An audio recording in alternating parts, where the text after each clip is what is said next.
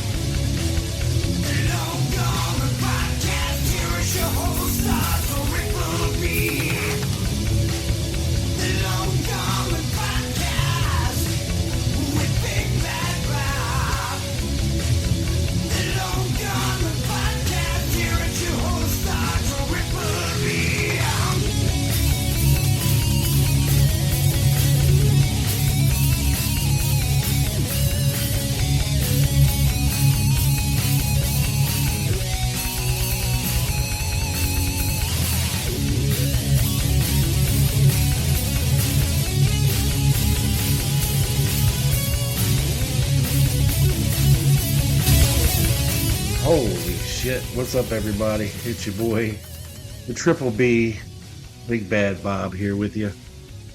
Man, once again, my buddy Roger has outdone himself with the intro.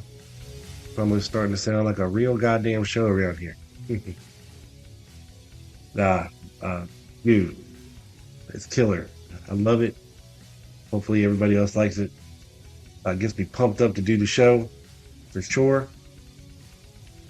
I got a good one today, and then it's actually inspired by Roger, my buddy from Shepherd of Fire, who does all the music here at the London Dillon podcast.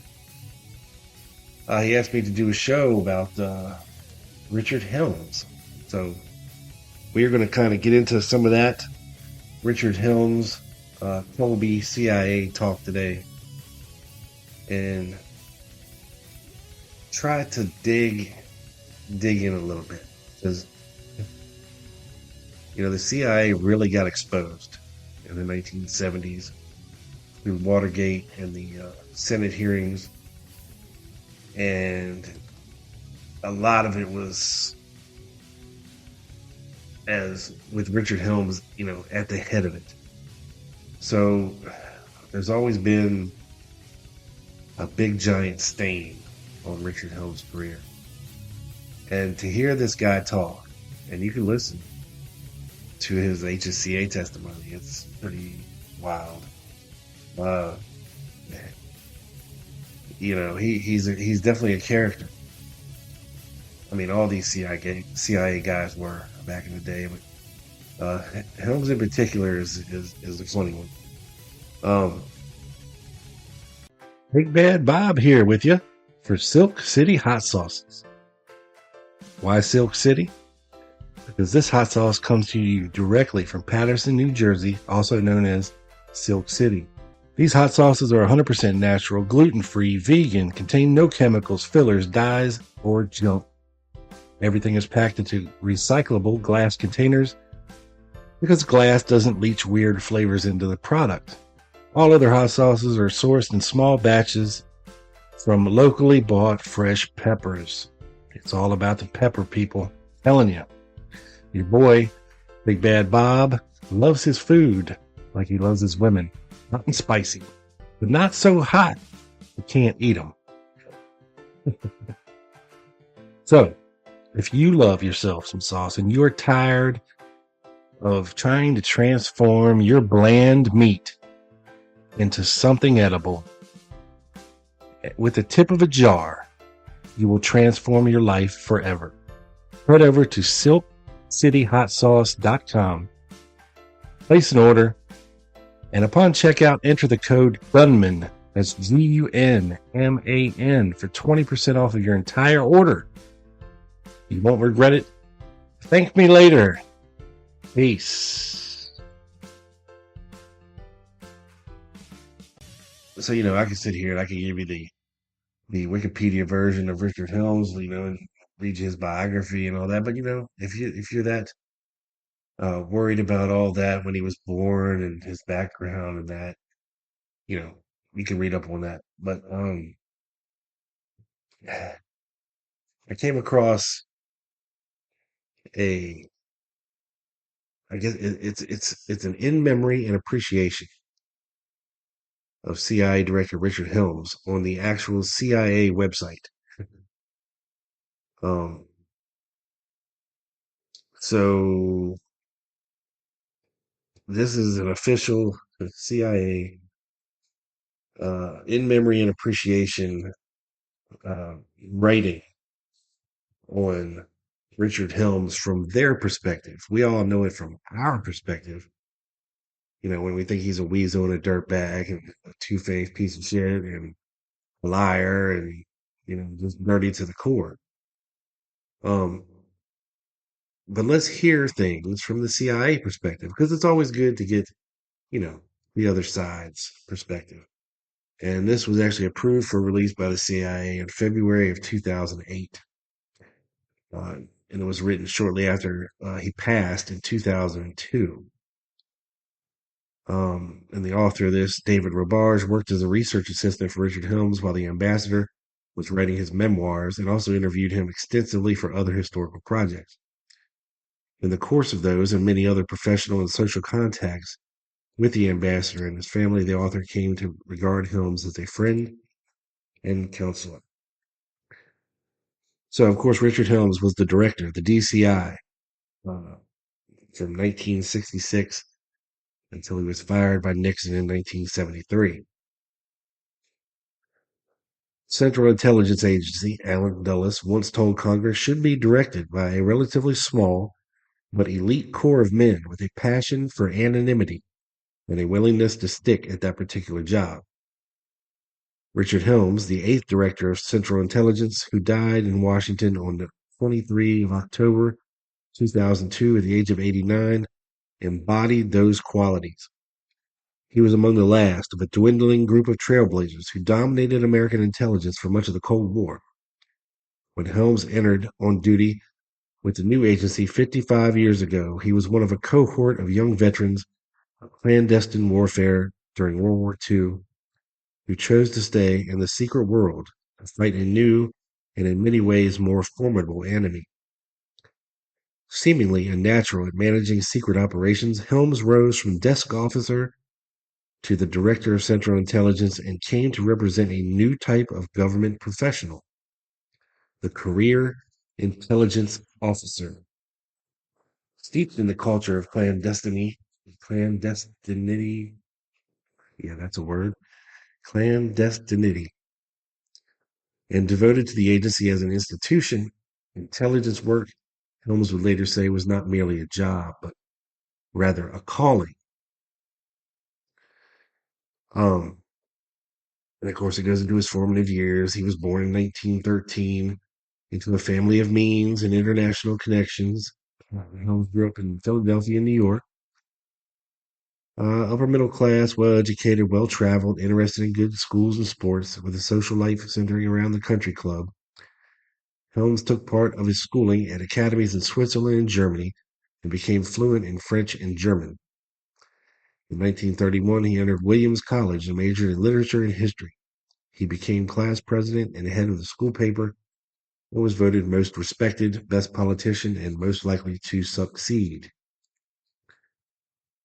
1942, Richard Helms joined the U.S. Navy Reserve, received a commission as a lieutenant, and worked in the Eastern Sea Frontier Headquarters in New York City, plotting the locations of German submarines in the Atlantic Ocean. A former wire service colleague approached him about working for the new Office of Strategic Services in its Morale Operations Branch, which produced black propaganda. In 1943, the Navy transferred Helms to OSS in Washington. He underwent the standard tradecraft training at a covert facility in suburban Maryland, which included hand-to-hand combat from the legendary English expert Colonel William Fairbairn and an exercise in infiltrating and spying on a local defense contractor. On finishing the OSS boot camp, Helms began what he would spend most of his intelligence career doing, and that is planning and directing espionage operations from an office in Washington. In this case, the target was Germany, and the agents were run out of Central Europe and Scandinavia. Early in 1945, Helms got his first overseas assignment in the London office of OSS's espionage branch, working under and sharing a Grosvenor street flat with William Casey. Helms organized infiltrations of agents behind German lines to spy and set up resistance networks. Late in the war, he was forward deployed to Paris. Then, after VE Day, he moved to Luxembourg in Germany, where he was made deputy chief of the espionage element in Wiesbaden. In August of 45, he was transferred to a similar job in Berlin under Allen Dulles. From there, he tracked down Nazi sympathizers and war criminals, collected information on stolen goods, traced German scientists, and monitored Soviet military misdeeds. After President Truman abolished the OSS in late 1945, Helms moved into the Berlin office of the Strategic Services Unit, a carryover operational organization warehoused in the War Department. In December, he came back to Washington to run the Central Europe branch of the short-lived Central Intelligence Group. In late 47, he took a similar position in the new CIA's Office of Special Operations. After the Directorate of Plans was created in 1952, Helms served as Chief of Operations, which was the number 2 job for 8 years, largely running the directorate as DDP Frank Wisner's health deteriorated. Besides overseeing espionage operations during those years, Helms smoothed relations between competing factions in the directorate, the spy handlers, and the covert operators. They represented different cultures and often worked with cross purposes and helped protect the agency from Senator Joseph McCarthy's efforts to seed it with informants. Probably Helms' greatest personal disappointment through this phase of his career was not being chosen to replace Wisner as the DDP in 1958. If Helms had been selected rather than Richard Bissell, he might have kept the agency from committing its biggest blunder to date, known as the Bay of Pigs operation. Although the Eisenhower administration almost certainly would have ordered the CIA to do something to remove Fidel Castro from power, Helms probably would not have approved any project anywhere near as large and unwieldy as the one Bissell backed. Without that covert action disaster on his record, Allen Dulles most likely would have finished his directorship quietly in a year or two and turned over a respected, even popular agency to his successor, assumed by many at the time to be Richard Helms. As it turned out, Helms' eventual selection as DDP in 1962 under John McCone, the DCI who had replaced Allen Dulles the year before, proved important symbolically and substantively. It quieted many of the rumblings from clandestine service careerists after Bissell's and Dulles' ousters, and it allayed their fears that McCone, a shipping and construction tycoon, was bent on running the agency like a big business. Helms' promotion also signaled a shift in emphasis from covert action to espionage, a reorientation with which he wholeheartedly agreed. So Helms was more of the belief that he was more into the spying, the espionage, and the covert, rather than the covert military type coup action that was going on that the CIA was trying to do as far as ousting leaders and planting uh, sympathetic leaders in these various countries for political reasons. During the bitter peace of the Cold War, when nuclear superpowers and their proxies faced off in hotspots all over the globe, Helms and his CIA colleagues had to be, in Communist George Will's words, resourceful, tough-minded people who were not too squeamish to do hard things. Wherever CIA operatives were, behind the Iron Curtain, in third world cities, or out in the jungle or desert, espionage is not played by the Marquis Pleasenberry rules, Helms noted, and the only sin in espionage is getting caught. Secret intelligence work demands a special character in its practitioners, who must be able to hear the bleak reality that they have only each other on whom to lean. Those on the outside either don't know them or don't like them. Those above them seek their loyalty, their competence, but hasten to distance themselves when something goes a little too wrong. After Truman abolished the OSS in late 45, sorry, we already went over that. Now, Richard Helms had several credos that he lived by throughout his intelligence career. So let's go through a couple of them because they're interesting. All right. He expressed most of them in catchphrases, which he used often. Um, Focus on the core missions, collecting and analyzing foreign intelligence. Helms believed that the CIA is best at acquiring secrets and telling policymakers what they mean, but that covert action in peacetime can cause the agency no end of trouble. Espionage and analysis inform policy, but CIA programs too often become substitutes for it. Operations intended to be plausibly deniable usually end up as neither. The agency gets blamed for the unintended consequences. Having seen how covert action failures tarnished the CIA's image during its supposed golden age under Dulles, Helms was determined to prevent similar flaps when he was DCI. As far as collection methods were concerned, Helms duly appreciated the contribution of technical means, but he insisted that satellites and sensors would never replace spies as the best way to learn about an adversary's intentions. Although a fan, he disliked the term fuming, remarking that it sounds too much like a type of fertilizer. He was quoted as saying, classical espionage has been termed the second oldest profession, and I want to predict that it will go more out of business in the future than the first. Now, human, of course, means human intelligence, and that's more of boots on the ground, eyes and ears to the walls type of thing. Keep the game honest. Helms thought that the purpose of finished intelligence was to inform but not second guess policy decisions. He was sensitive to the fact that intelligence is inherently political, that it exists in a policy environment and sometimes tips the balance in favor of one decision or another. In that way, analysis can never be truly objective because the policymaking community will use it to justify or sidetrack initiatives. At the same time, Helms believed that finished intelligence should not be politicized, skewed to support a particular course of action or an ideological or departmental viewpoint. Instead, it should reflect the honest appraisal of all available evidence, evaluated by fair minded observers, in some ways, like the journalism that he once practiced. Objectivity puts me on familiar ground as an old wire service hand, Helms remarked to a group of newspaper editors in 1971. But it is even more important to an intelligence organization serving the policymaker. Without objectivity, there is no credibility, and an intelligence organization without credibility is of little use to those it serves. Never wear two hats. Perhaps the best way for a DCI to avoid the politicization mire, according to Helms, was to stick to the facts and stay out of policy debates.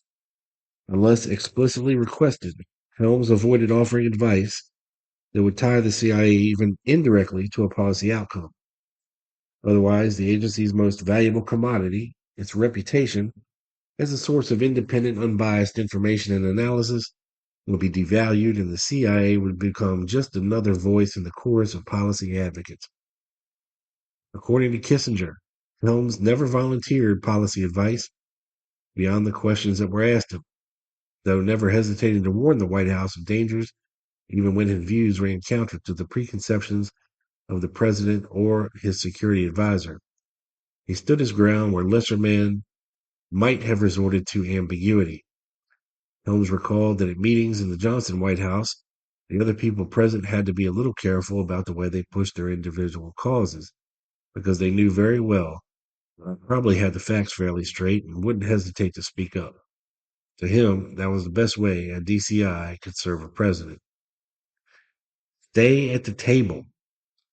Helms thought the CIA officers sometimes forget that they work for a service organization, that the product they provide must be relevant, timely, and cogent to be of value to their customers.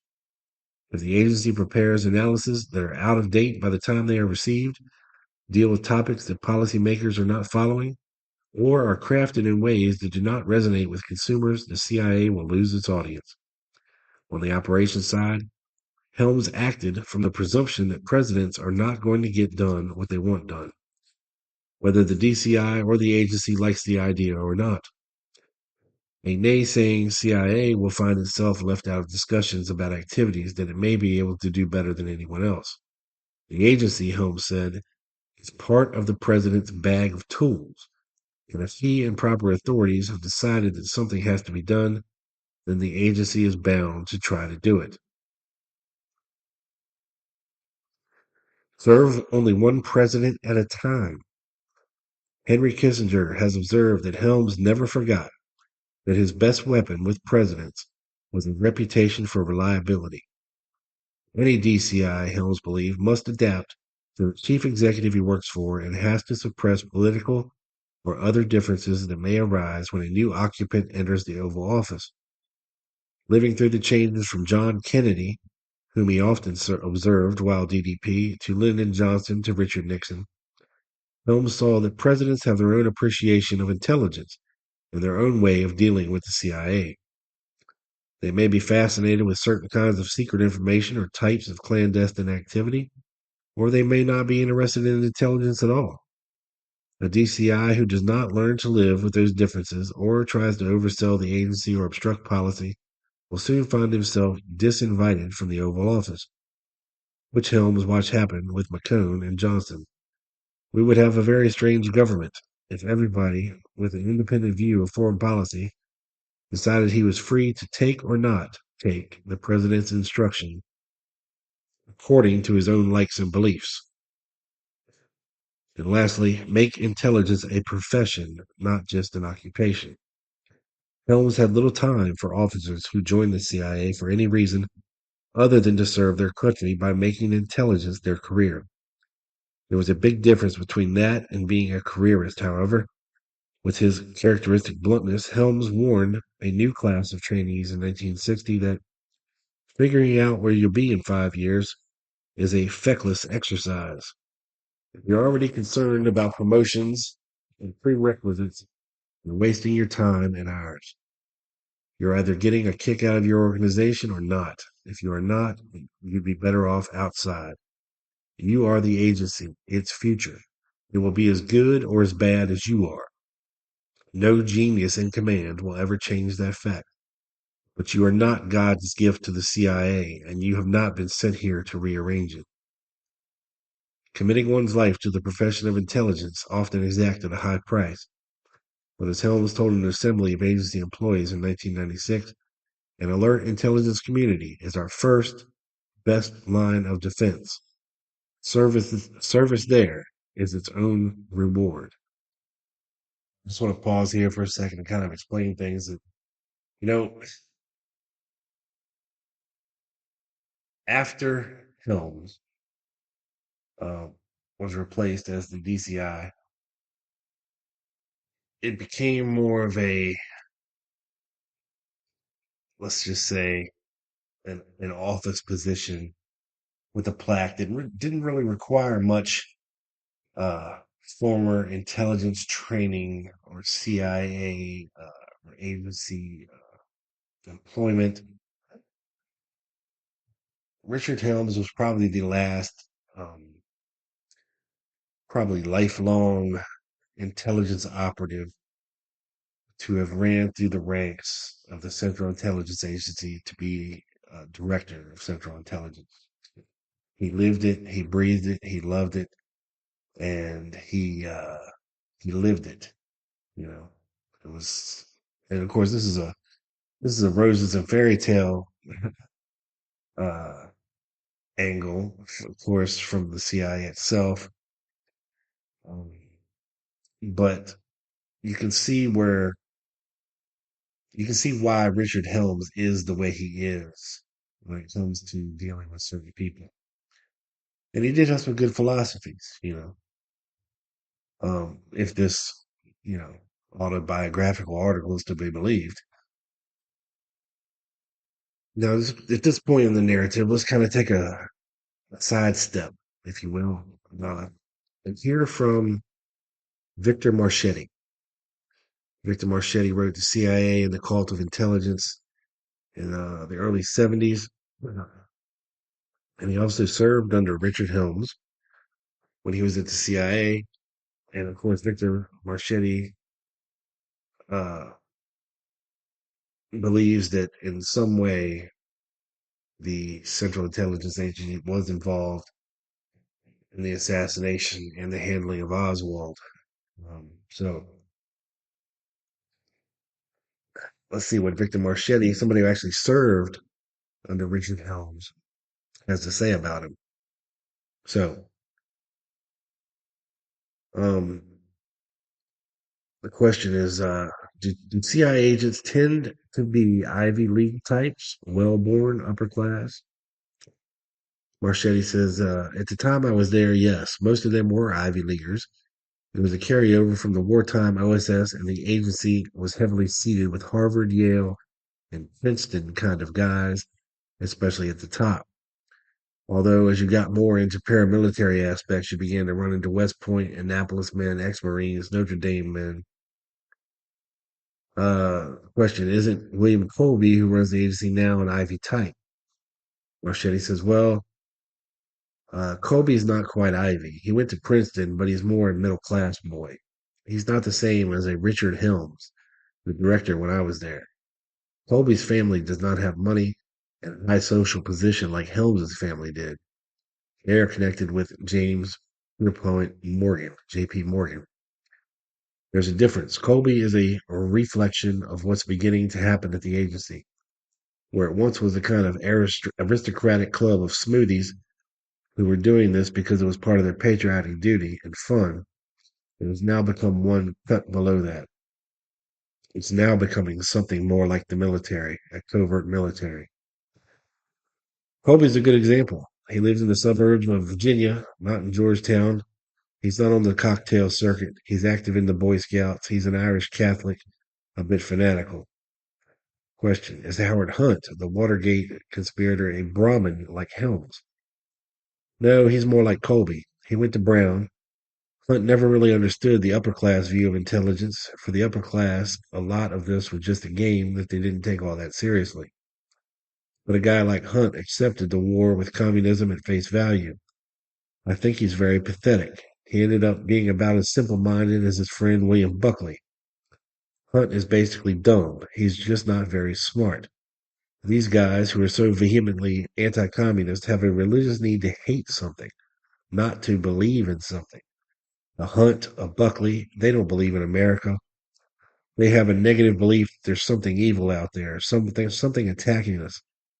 These are the kind of guys who were really great in Spain during the Inquisition, who roasted people at the stake. I think they're mostly fighting something evil inside themselves. Communism for them represents evil. Stalin, Castro, all those guys are now the devil replacing Satan. This is one type of person in the CIA. And then you have other guys who are also anti communist, but they're really more interested in operations for operations' sake. They are caught up in the life, in the activity. You know, it's exciting. Playing games with government money, they feel important. They have the power to overthrow governments. These guys can come from any background. So, yeah. Next question. Why was Richard Helms relieved as the head of the CIA? Did it have something to do with the Watergate scandal? Marchetti. The White House clearly wanted to use Helms and the CIA to cover up, but Helms proved usable only to a certain degree. The Nixon gang didn't really trust Helms, so they turned to his deputy, General Vernon Walters, who they thought they had a stronger tie to on the basis of his friendship with Nixon. Helms, the old school guy, appeared to have gotten wind of this and stopped it, and he probably got canned over it. But before Watergate, Helms was very cooperative with the White House plumbers, with the Houston domestic espionage plan, and with breaking into embassies and other things that he thought were legitimate functions of the CIA and that he thought J. Edgar Hoover was going too slow on. So, yeah. Marchetti goes on to say, To the question, you refer in the book to Special Operations Division, which sounds like a James Bond operation, a U.S. assassination squad. What is it? Marchetti says, these guys are the CIA's own guerrillas. They're sometimes referred to as the animals. They provide the know-how for running paramilitary operations, infiltrating behind enemy lines, sabotage, and blowing up a bridge or something. They're specialists. The area division would actually have control of the operation, but these guys would be the ones that do it. Now, over the years, this group has become largely just a body of experts. They themselves don't do much anymore. They tend to hire out people to actually do the dirty work for them. And that, folks, is what we call plausible deniability. Now they point blank asked, has the CIA ever tried to assassinate Castro? Marchetti. I think there is no doubt the CIA was supporting rebel groups that were out to assassinate Castro. You find reference to this in interviews with the Watergate burglars who were working for the CIA. Question, can you cite some triumphs of analysis as opposed to espionage and operations? You're obviously biased toward the analysis side. Well, we all know about the Soviet military and the Chinese strategic forces and their capabilities. This all comes from analysis based on materials that are collected either through technical sources, communications intelligence, or satellite photography. There is no clandestine espionage involved. CIA can't spy against them. Other good examples of information based on analytical work rather than clandestine espionage are the Sino-Soviet split and the collapse of the Communist Chinese Great Leap Forward. Question. Would things be better if an analyst ran the CIA? Well, if the CIA continues to exist as it is now, if it still has a clandestine service, I would like to see an analyst run the CIA because analysis is the real name of the game. I would rather see the agency's clandestine services activities be abolished completely, though. No spies? Marchetti says, no spies. Not a single spy? Marchetti says, not a single spy. I would be willing to give up whatever little good can be acquired through classical espionage in order to be assured that we are getting rid of all the dirty tricks. I would like to see the agency concentrate on collection of information through technical and other clean, non-provocative means, and on the processing and distribution of that information, not just to the White House, but to the entire government, even to the general public. So this guy, Marchetti, is stone cold, polar opposite of a man like Richard Helms, who believes that espionage, spy versus spy, is the way to go for the agency. And check out some of the numbers he's talking about here, folks. And this was in the early 70s, mind you. According to your book, we spend more than $6 billion a year on intelligence. $6 billion a year in the early 70s. Marchetti says, and that's just for intelligence. We spend about $80 billion for defense. When you add it all up, some 60% of our budget goes into these kinds of things. And when you think of it, $6 billion is more than we spend on most of our domestic problems. They ask, what happened to you? In 1955, you were a firm believer in the Central Intelligence Agency. What changed you? He says, well, the world changed and I changed with it, I like to think. Around 64 or 65, I began getting turned off to the Vietnamese War, for one thing. Began to get fed up with what I thought was overemphasis on the military in this country. And when I moved into staff work, I saw the agency was overemphasizing clandestine activities, particularly covert action. I decided to quit about 6 months before I actually did. I said, you had no thought then of exposing the agency? Marchetti says, no. At that point, no. I told the director why I was leaving, of course. I didn't make any bones about what I thought was wrong, but he had heard me talk that way before. So I left, and in the course of doing a spy novel, I began to get really worked up, and I wanted to start writing some articles. Um, so yeah. Now this was when he wrote his book in 1971. He had to give it to the CIA, who went through it and, let's just say, edited it themselves by redacting whatever they wanted to. And he released this book with all the redactions intact made by the Central Intelligence Agency.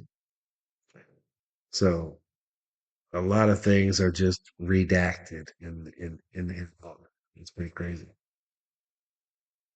Closing question: why does the CIA do all this stuff? Are they afraid they'll lose respect amongst the intelligence services of the world, Soviet KGB and others, if they keep their people quiet? Oh yeah, there's a certain amount of that, but there's one thing to remember.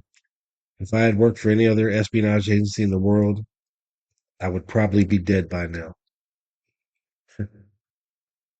And there you have it from Victor Mars. Yeah, and just to insert this interesting document that I found, dated December 4th, 1963. This is a internal CIA cablegram. Um,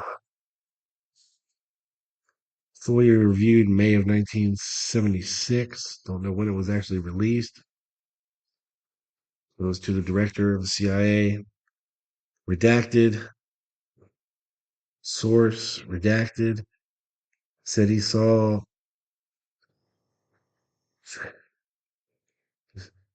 Sang HV copy for 30 November issue. Sang HVI made no mention CIA angle inserted by Karangia. 2. Source reported Soviet consular general told him on November the 30th that Oswald was sent to Russia and married a Soviet girl under CIA instructions. Source also said that Soviets angry with Karangia for organizing for uncommemorative meeting November the 29th. No Soviets attended.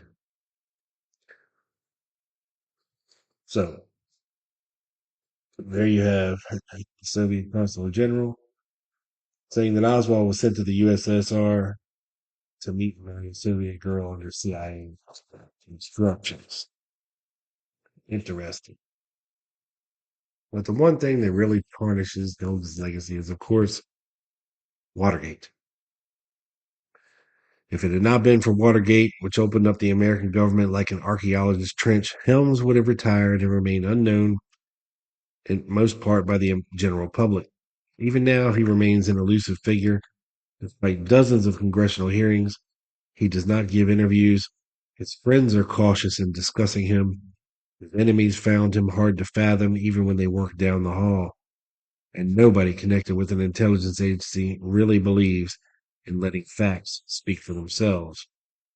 That is not to say that Richard Helms was a retiring public servant, one of those gray men who washes his own socks. Far from it.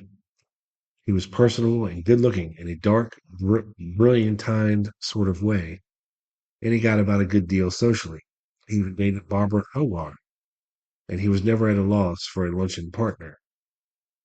I asked yourself, who in the hell is Barbara Howard? Well, uh, she's from Nashville, Tennessee, Doug.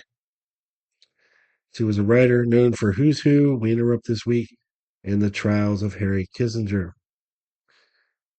She was previously married to Edmund Nazi Howard, and she was a friend of the Johnson family, who was later ostracized for her very critical views of the Johnson presidency. Also, the author of Laughing All the Way, a Georgetown socialite. So,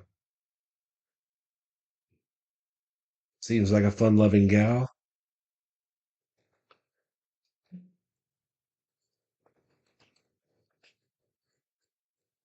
Let's see here.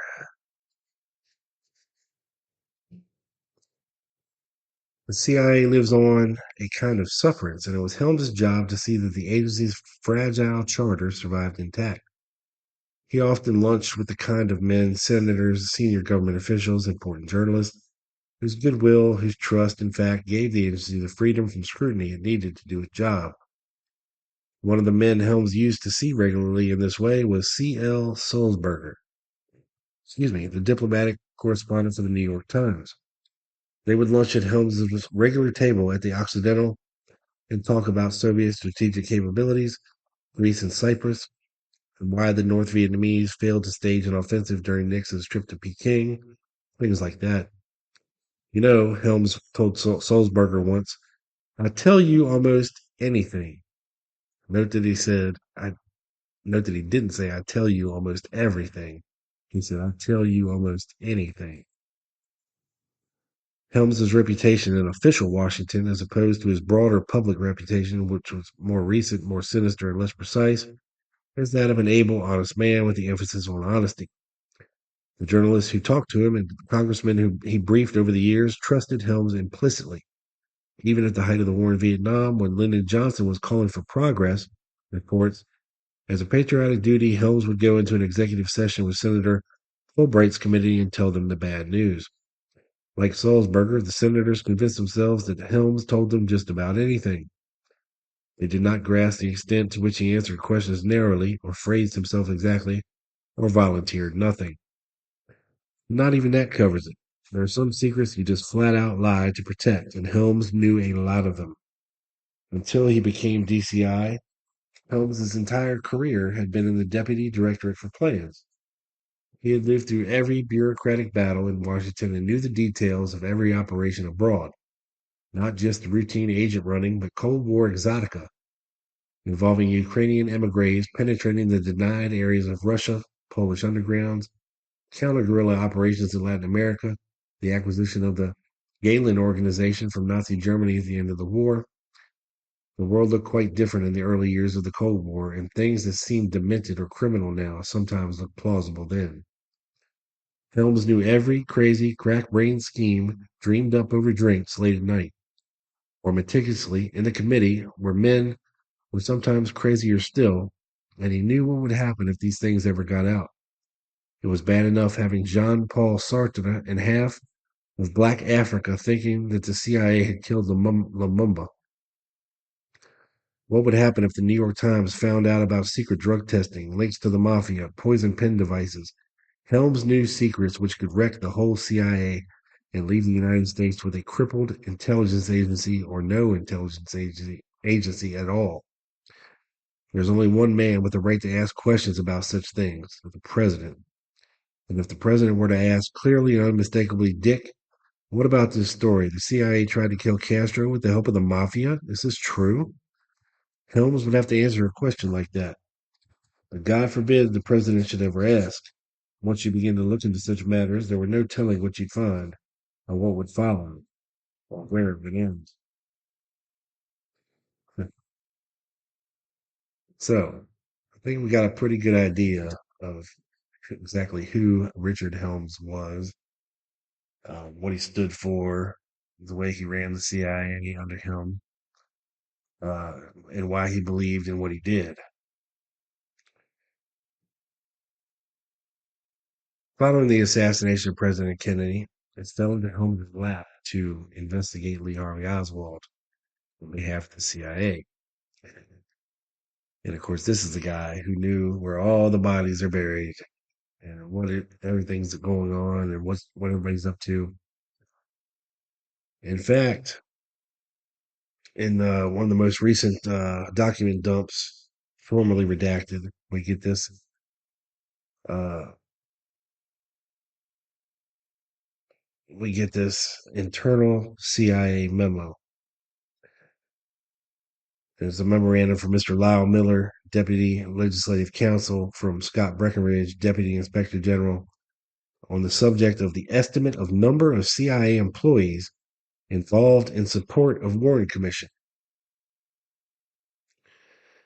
Number one, we have surveyed the DDO, DDA, and DDI components for a statement of the number of employees engaged in support of the investigation by the Warren Commission. It was difficult to reconstruct this with any reliability, many of those involved no longer being available. Names have been taken out from old records, and the memories of those involved in some way at the time. We cannot with reliability be sure how much time of each was involved. Now, believe I forgot to say that this was a memo from November the 5th, 1976. So they are talking currently about a time 13 years in the past. Number two, we estimate that very close to 50 professional employees were involved in this activity on either a daily or recurring basis. We have identified 12 of these being involved on a daily basis.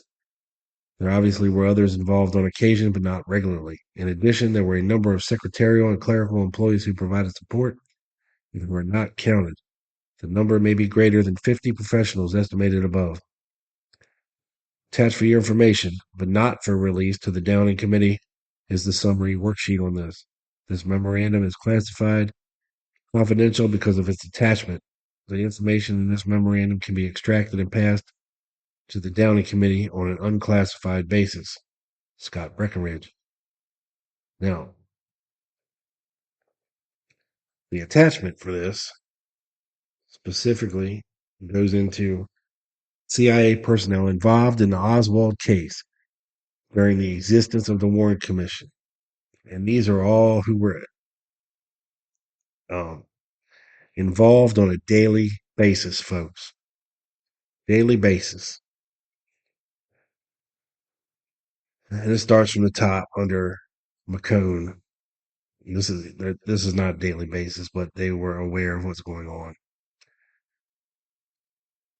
So John McCone being the number one, the DCI, of course, he knew what was going on. The DDPs, Richard Helms and Thomas Karamessines, of course, they knew what was going on. The CIA staff, James Angleton, of course, he knew what was going on. Now we get into the daily basis, or the daily basis involvement. Raymond Rocca, T. Hall, A. Dooley, B. O'Neill, and then we have, not on a daily basis, Ann Egerter, Jane Roman, T. Flynn, J. Ludlam, P. Hartman. Daily basis, J.C. King, J. Whitten, that's the Western Hemisphere Division. The SR Division, Soviet Russia Division, we have D. Murphy, Lieutenant Bagley, and then on a daily basis there we have L. Wigren and Brasco. From the Office of Security, we have E. Mendoza on a daily basis. Colonel Sheffield Edwards, not on a daily basis. Division D, question mark. Added DD1, field stations. Wynn Scott, daily basis. David Phillips, daily basis. Ann Goodpasture, daily basis. Alan White, not daily basis. We have 2 from Miami Field Station, 1 from London, 1 from The Hague, 1 from Germany, 1 from Stockholm, 1 from Helsinki, 1 from Madrid, 1 from Bern, 1 from Brussels, 1 from Canberra, 1 from Copenhagen, 1 from Paris, 1 from Oslo, and 1 from Rome.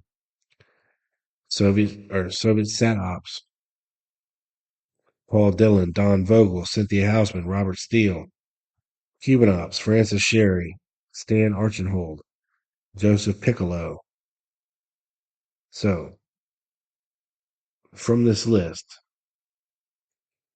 1, 2, 3, 4, 5, 6, 7, 8, 9, 10, 11, 12, 13 CIA personnel involved in the Oswald case during the existence of a Warren Commission on a daily basis. And you have Alan Dulles sitting on this commission knowing all this shit.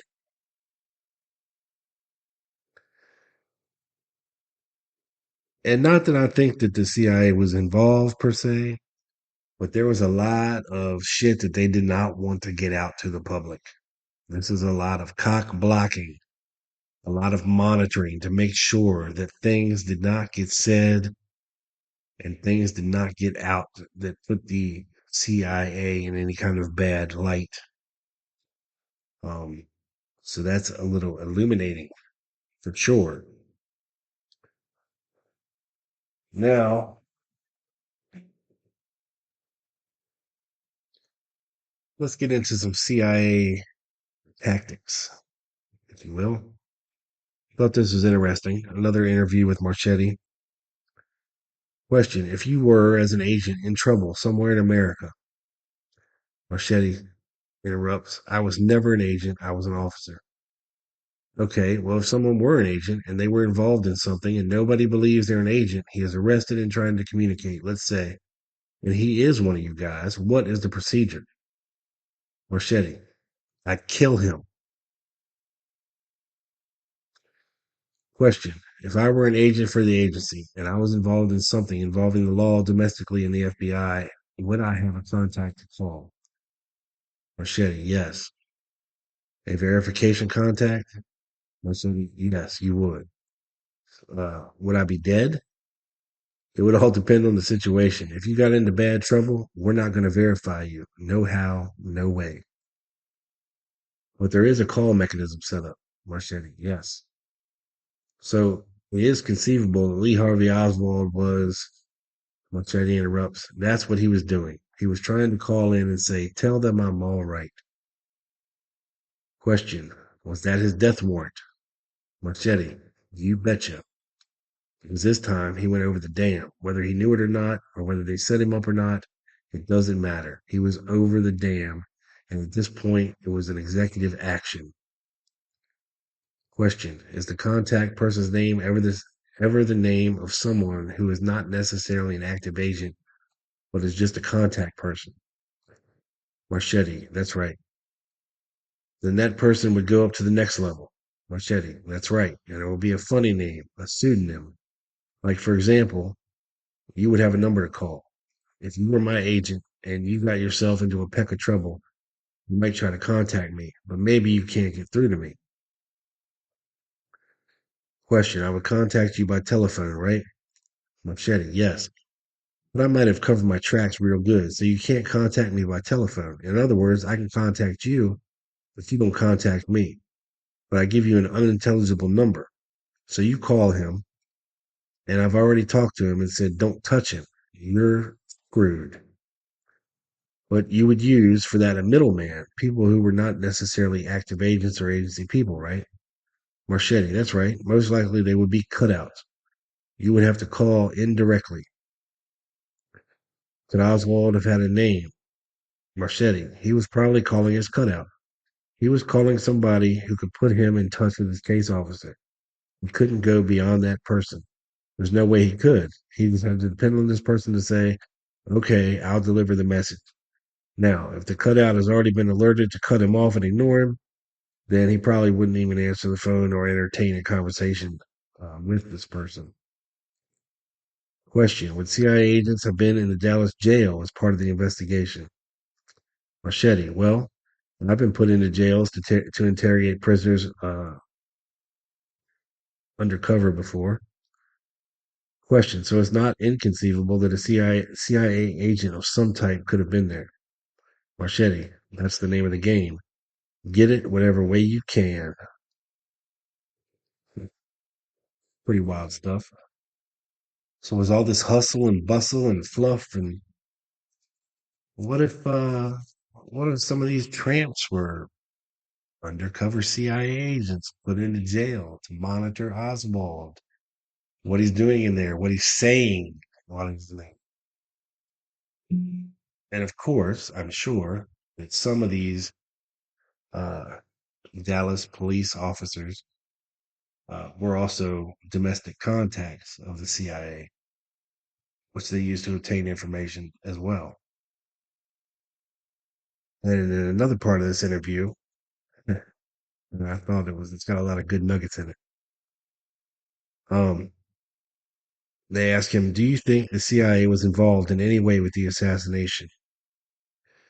Marchetti, yes, but not officially. My feeling, based on what I know, and I may be absolutely wrong, is that there's no way the agency would get involved in this kind of mess. They may do a lot of things like overthrow governments, prop up dictatorships, and a lot of other things, but there are certain things beyond the pale. However, there are individuals within the agency who are willing to go above and beyond. So there may have been an individual or two or three within the agency who was involved. There are certain renegades in the agency, or were, and probably still are, particularly people who were involved in the Cuban affair and never forgave Kennedy. These people are perfectly capable of pretty goddamn dirty tricks. E. Howard Hunt is the kind of guy along with a lot of other people who were contract agents who, in their anger and fury, were capable of doing something crazy like this, working along with other people. They're also smart enough to have messed it up so well that you could never figure out who was responsible for anything. Question. So you see individuals at work, not agencies. Marchetti says that's right. Individuals such as CIA contract agents David Ferry and Clay Shaw? Marchetti, yes. I think they were probably involved in some way. I just don't know how. There were a lot of people who wanted to get rid of the president for one reason or another. And I think they all just coalesced somehow, some way, maybe by accident. I think that in that group, and this is strictly personal opinion, there were some FBI and CIA renegades. They did their job, cleaned up afterwards, and got the hell out of there. Um, then they ask him, is David Phillips Maurice Bishop? Marchetti says no. Do you know who Maurice Bishop is? Marchetti says yes, and it isn't Dave. Was Maurice Bishop connected with the assassination to the best of your knowledge? Marchetti said, look, when you're dealing in pseudonyms, forget it. Question, what do you mean, forget it? I mean, just forget it because you're not going to be able to prove a thing. But no, he, Phillips, was not Maurice Bishop. Question, but you did say you know who Maurice Bishop is. Yes. Marchetti says, I'm sure if I asked you, you would not tell me his identity. Marchetti said, that is correct. I would not. So there's Victor Marchetti on a couple of things. And this little nugget as we wrap things up here. Richard Helms, second in command, Thomas Paramessines was expected to be questioned by the House Select Committee on Assassinations. However, he died of an apparent heart attack on September the 4th, 1978, at his vacation home in Grand Lake, Quebec, before he could give evidence before the HSCA. My. Isn't that a coinky dink, folks? Isn't that just a coinky dink? From Dallas, Texas, the flag apparently official. Well, that's it for this one. Once again, thank you to Roger for all the music, the intro, and all that jazz. Go buy some hot sauce, people. God damn it. Get some hot sauce from Silk City Hot Sauces. Place an order online at silkcityhotsauce.com. Put in the code GUNMAN at checkout and save 20% on your order and support the show while you're doing it. It's greatly appreciated. Follow along on TikTok and Twitter at the Lone Gunman 7. On YouTube, the Lone Gunman, the Lone Gunman podcast channel. And make sure you like and subscribe and share and comment and all that jazz. The boy loves you. The Triple B, Big Bad Bob, is out. And enjoy Conspiracy by Shepherd of Fire.